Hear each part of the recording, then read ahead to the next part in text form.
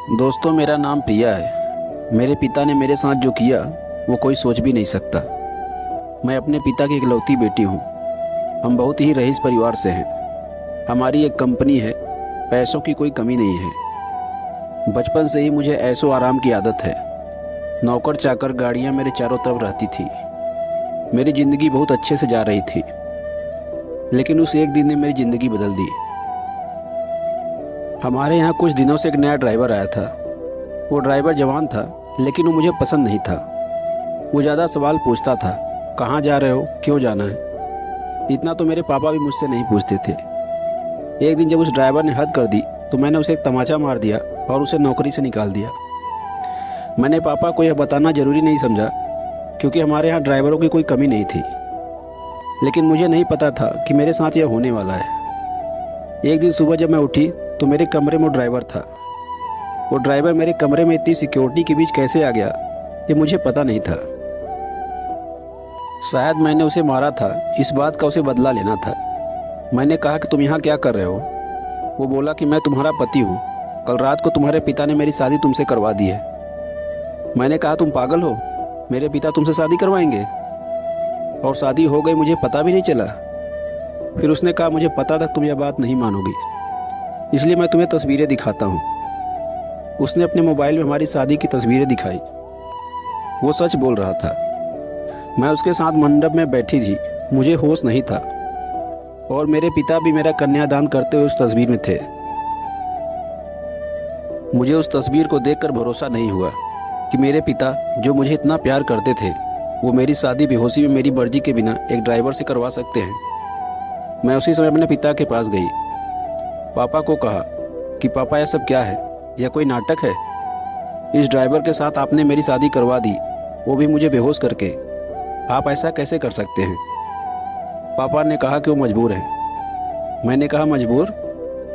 हम मजबूर हैं? इतने बड़े होने के बाद भी इसकी क्या औकात है? हम इसके आगे कैसे मजबूर हो सकते हैं? वो बोला कि ज़बान संभाल कर बात करो, अब मैं तुम्हारा पति हूँ। मैंने बोला, मैं इस शादी को नहीं मानती। ये कैसी शादी? ये मेरी मर्जी के खिलाफ है। वो बोला कि मर्जी तुम्हारे बाप की थी, जो इस तस्वीर में साफ दिखाई दे रहा है। वो बोला, चलो अब मेरे साथ। मैंने कहा, चलो कहाँ? यह मेरा घर है। वो बोला, नहीं, तुम मेरी पत्नी हो और अब तुम मेरे साथ रहोगी। अगर नहीं मानी तो यह तस्वीर मीडिया में वायरल हो जाएगी। मेरे पिता चुपचाप खड़े होकर यह तमाशा देख रहे थे। उसने मेरा हाथ जोर से पकड़ा और खींच कर ले जाने लगा। इतनी सारी सिक्योरिटी थी, लेकिन कोई उसे रोक नहीं रहा था। मेरे पिता भी जैसे भूत बन गए थे। पर क्यों मैं रो रही थी और वो मेरा हाथ खींचकर मुझे ले जा रहा था।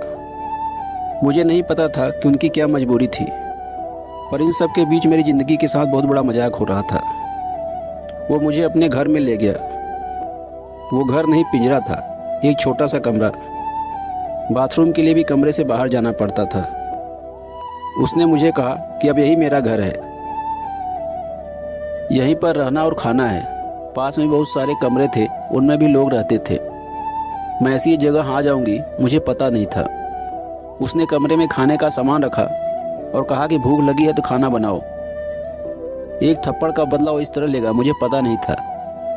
मैंने कहा, मुझे खाना बनाना नहीं आता। वो बोला, ठीक है, मैं कहीं खा लूँगा, तुम फिर भूखी रहो। वो इतना कहकर चला गया। मैंने सोचा था कि मैं भाग जाऊं, लेकिन फिर सोचा कहाँ जाऊंगी। मेरे घर जा नहीं सकती। मैं वहीं बैठी रोती रही। पास के कमरे से एक औरत ने मुझे रोते हुए देखा और कहा, क्या हुआ? मैंने कहा, भूख लगी है। वो बोली, बस इतनी सी बात? उसने अपने कमरे से एक रोटी और थोड़ी दाल मुझे दी। उस खाने को मैंने खाया। मैंने हर तरह के पकवान खाए, लेकिन वो रोटी और दाल खाकर मुझे जो अनुभव हुआ, लगा जैसे मैंने भगवान को पा लिया हो। फिर रात हो गई थी। वो वापस आया। आते उसने कमरे का दरवाज़ा लगा लिया। मुझे डर था कि वो कहीं मेरे साथ ज़बरदस्ती ना करे, लेकिन वो चुपचाप एक कोने में सो गया है। इतने बड़े महल से एक कमरे में, वो भी एक अजनबी के साथ। मैंने सोचा कि अब मैं यह बर्दाश्त नहीं करूँगी। मैं उस रात सोई नहीं और सुबह उसके उठने से पहले ही कमरे से भाग गई। फिर मैं अपने एक दोस्त के यहाँ गई। लेकिन जब मैं उसके घर पहुंची तो उसने मुझे दरवाजे से अंदर नहीं आने दिया। बोला कि तुम्हारे पापा का फ़ोन आया था कि अगर किसी ने तुम्हारी मदद की तो अंजाम अच्छा नहीं होगा। उसने मेरे मुंह पर दरवाज़ा बंद कर लिया।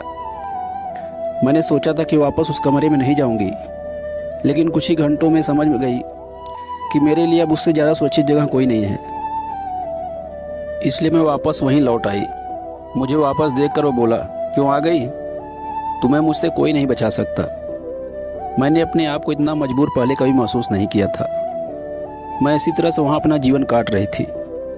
मुझे वहाँ रहते अब 10 दिन हो गए थे। खाना मैं बना नहीं पाती थी, कोशिश करके जैसा तैसा बनाकर खा लेती थी। फिर एक दिन मैं चक्कर खाकर गिर गई और जब मुझे होश आया तो मैं अपने पिता के घर पर थी। सामने मेरे पापा थे। उन्हें देखकर ही मुझे गुस्सा आ गया। मैंने कहा, आप मुझे यहाँ क्यों ले आए? मुझे वहीं मरने क्यों नहीं दिया? उस कमरे में ड्राइवर भी था। पापा बोले, बेटा मैंने तुझे कितना समझाया लेकिन तू नहीं मानी, तो आखिरकार मुझे यह तरीका अपनाना पड़ा। तुम जिस माहौल में रहकर 10 दिन में परेशान हो गई, उस जगह से उठकर मैंने ये सब बनाया है। तुम्हें यह सब ऐसे ही मिल गया तो तुम्हें इसकी कोई कदर नहीं रही। तुम शराब के नशे में रहती हो। हमारे घर जो काम करते हैं उन्हें इंसान नहीं समझती। कितने लोगों को तुमने मुझसे छिपाकर नौकरी से निकाल दिया। तुम्हें पता है नौकरी क्या होती है, कैसे परिवार चलता है? शायद तुम इन 10 दिनों में कुछ सीख पाई होगी। यह ड्राइवर नहीं, आर्यन है, मेरे दोस्त और बिजनेसमैन रतन का बेटा। यह तुमसे शादी करना चाहता था। मैंने इसे कहा था कि पहले तुम्हें वह जान ले। तुम्हें उसने फॉलो किया तो समझ गया कि तुम गलत रास्ते पे हो। इसलिए हम दोनों ने मिलकर यह नाटक किया ताकि तुम्हारी आंखें खोल सकें। जिस रात तुम्हारी शादी करवाई थी उस रात भी तुम नशे में घर आई थी। पैसे और ज़िंदगी की कद्र करो। सबके नसीब में यह नहीं होता है। यह सब मेरे लिए था, मुझे सिखाने के लिए। और सच में मैं इन सब से मेरी आंखें खुल गई। मैं एक नई इंसान बन गई। आर्यन ने भी मेरा फ़ायदा उठाने की कोशिश नहीं की। मुझे पता चल गया था कि वो मुझसे कितना प्यार करता है। पिता की यह सीख मुझे एक नया इंसान बना गई। तो दोस्तों, यह कहानी आपको कैसी लगी हमें कमेंट करके ज़रूर बताइए और इस कहानी को अपने दोस्तों के साथ शेयर ज़रूर करें। धन्यवाद।